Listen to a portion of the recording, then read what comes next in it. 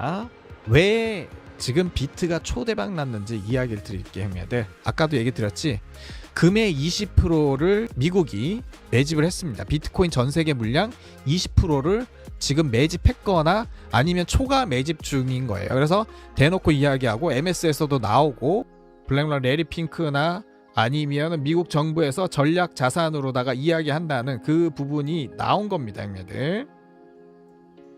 근데 지금 뭐 이야기 나와요, 형님들?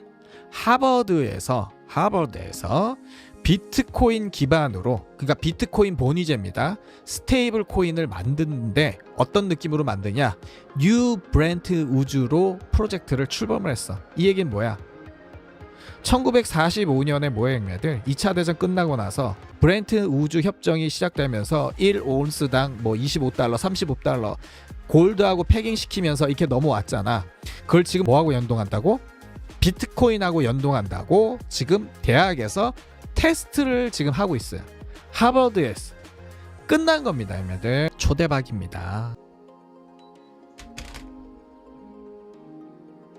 하버드 대학의 학생들과 동문들은 글로벌 채무 위기를 해결하기 위해서 비트코인 기반 스테이블 코인을 만드는데 뉴 브렌트 우즈 프로젝트를 발표를 했다.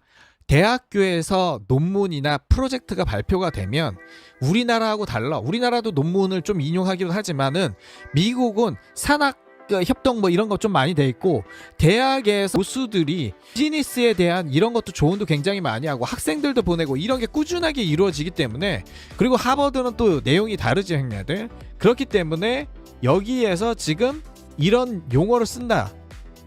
비트코인 본위제로 스테이블 코인을 만들고, 그리고 브렌트 우주를 갖다가 얘기하는 것 자체가 이거는 끝난 거야. 비트코인은 이렇게 가고 있다고. 기축 통화로 가고 있는 거야. 이렇기 때문에 미국에서 지금 미친 듯이 돈 다 쓸어 담는 겁니다, 지금 비트코인.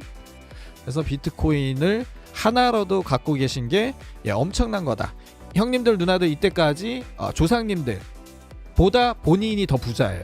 누가 아무리 잘 됐다고 해도 그 느낌으로 간다는 거. 비트코인 레이어 2 솔루션인 벨2에서 네트워크에서 비트코인 기반 스테이블 코인을 만드는 것을 목표로 하고, 이를 통해서 사용자는 비트코인을 지키면서 동시에 대출 차입 및 스테이블 코인 발행 기회를 만들 수 있다 해서 비트코인 맡기고 대출하고 뭐 이런 겁니다. 뭐예요? 은행에다 금 맡기고 증서로다 주고받고 이러면서 뭐예요? 화폐 생긴 거 아니야. 이걸 갖다가 똑같이 한다는 겁니다. 비트코인 형님들 누나를 맡겨서 거기서 이자 받고, 은행은 뭐예요? 이자 놀이하고 뭐 이런 거죠. 비트코인 결제를 메인 레이어에서 실행하고 이더리움 프로토콜과 소통해서 스테이블 코인을 발행을 합니다. 그래서 꼭 이 스마트 컨트랙트 이런 부분이 필요하다고 그랬죠, 형님들. 이러한 하이브리드 접근법은 비트코인의 가치 저장 속성을 보존하면서 탈중앙화 자산의 유동성을 극대화한다. 그래서 미국의 부채를 탕감하기 위한 이런 프로젝트가 진행되는 거죠. 미국의 국가부채 2024년 7월 35조 달러, 36조 봅니다. 이 국가부채가 1조 달러에 도달하는데 약 200년이 걸렸으나 지금 약 3개월마다 1조 달러가 추가된다. 경제학자들은 부채, 이자 지출이 국방부 전체 예산을 초과했고 이제 감당할 수 없을 구조로 간 거죠, 형님들. 그리고 신시아 루미스는 이 상황을 고려해서 7월에 비트코인 전략 비축 법안을 상정해 비트코인 총 공급량의 5%를 국고 자산으로 확보할 계획이죠, 형님들. 그래서 트럼프 당선되는 순간 또 비트가 더 모자르는 이런 상황으로 가는 거죠. 그래서 44조 원 굴리는 하버드 대학도 암호화폐에 투자했죠. 이게 2019년 4월 달입니다. 2019년 4월 달이에요. 그래서 비트코인 본위제로 전환 가능성으로 가고 있죠. 비트코인을 금본위제와 유사한 형태로 사용해서 스테이블 코인을 발행하는 것은 새로운 비트코인 본위제로의 전환을 의미합니다. 과거의 브렌트 우주 체제와 유사하지만 금이 아닌 비트코인을 기준으로 하는 점이 다르다는 거. 이러한 움직임은 글로벌 경제 시스템의 비트코인 가장 중요한 역할을 한다는 거죠.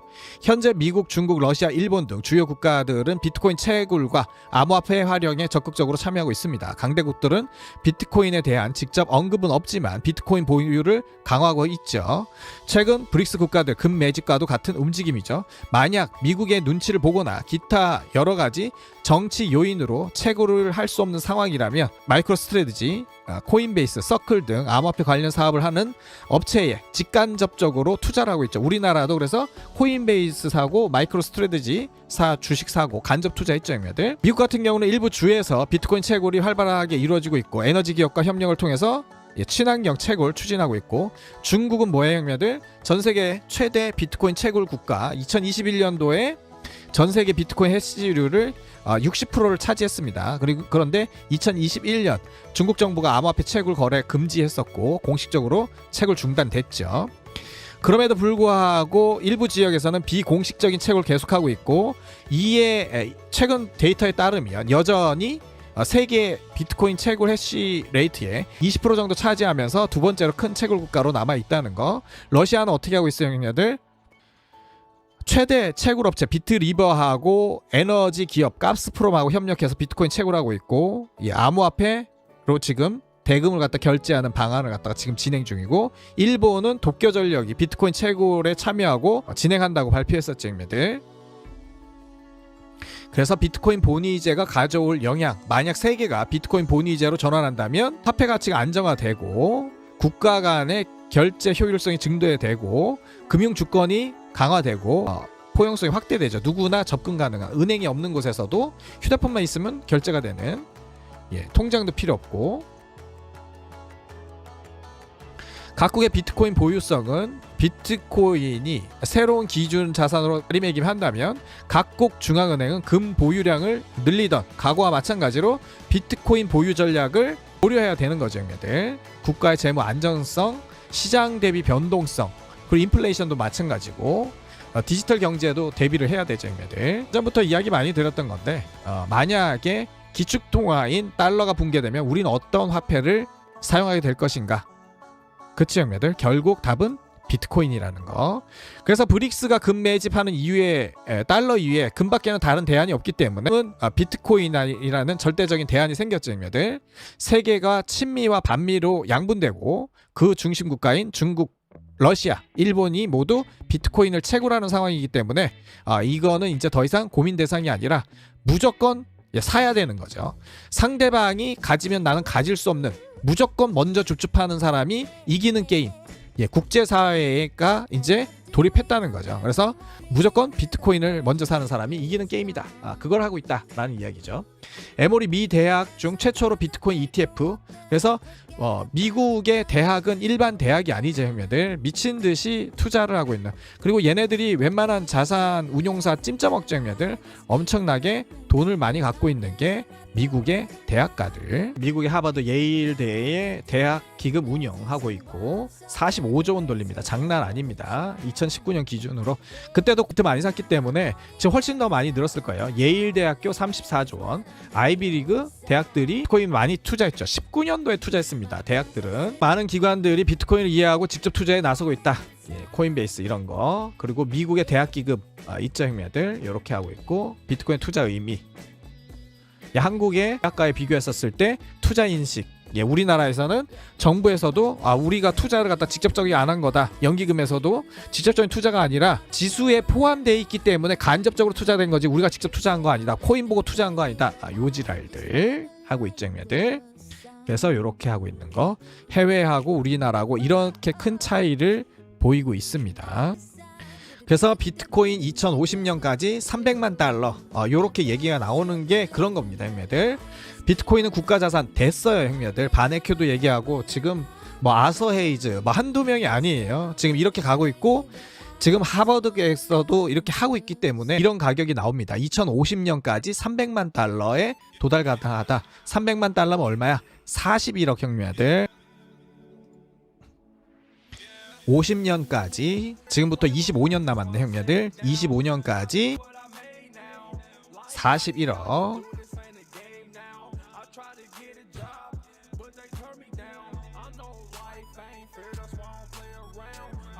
대박이죠. 사상 최고치 얼마예요? 1억 달러입니다. 어디에서 얘기했어? 환율 따지면 그렇게 되죠, 형님들. 이거 어디에서 얘기했어요, 형님들? 피델리티에서 얘기했죠, 형님들. 대박입니다. 2035년 여긴 얼마예요, 형님들? 50년. 여기가 더 빠르네. 2035년 얼마 남았어요, 형님들? 10년 남았습니다. 1억 달러 도달합니다, 형님들. 피델리티가 더 정확하다고 봐요. 2035년 언제? 1억 달러. 얼마? 1,300억 원. 자, 이게 현실성이 있는지 없는지 보면 돼.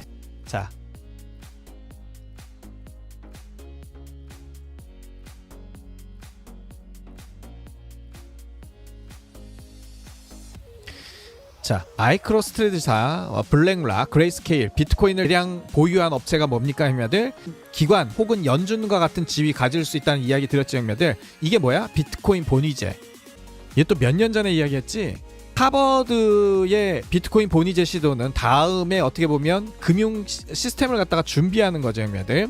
하버드 자체로 이름이 권위가 있기 때문에 이 보고서를 뭐다? 정치권에 제출한다면 수용할 수 있을 가능성이 굉장히 높다. 비트코인을 많이 가지고 있는 기업의 대주주가 연준 임원이 되고, 지금의 연준이 그 지위를 계속 유지할지 아니면 달러에서 비트코인이제로 넘어가든지 주인이 바뀌거나, 그러니까는 연준의 이런 지분 구조가 변화가 올 수 있는 이런 부분이죠. 그런 부분에 대해서 이야기했던 분이 있다는 부분. 피델리티가 말하는 35년 1사토시 1센트를 한다면 100만 달러 약 13억 원이 되지만 1사토시를 1달러로 계산한다면 1억 달러 약 1,300억 원이 됩니다, 형님들. 이 소리냐 뭐냐? 1사토시가 1달러로 지금 세팅이 돼서 움직인다는 거예요. 소름 돋지 않아? 이게 이렇게 됐기 때문에 이게 얘기가 나오는 거야. 얘네가 그냥 얘기를 뽑은 게 아니야. 이게 수치적으로 계산했거든요, 형님들. 자, 미국이 1비트로 이제 코인 만약에 보유를 하고 있었을 때 이렇게 계산이 됩니다.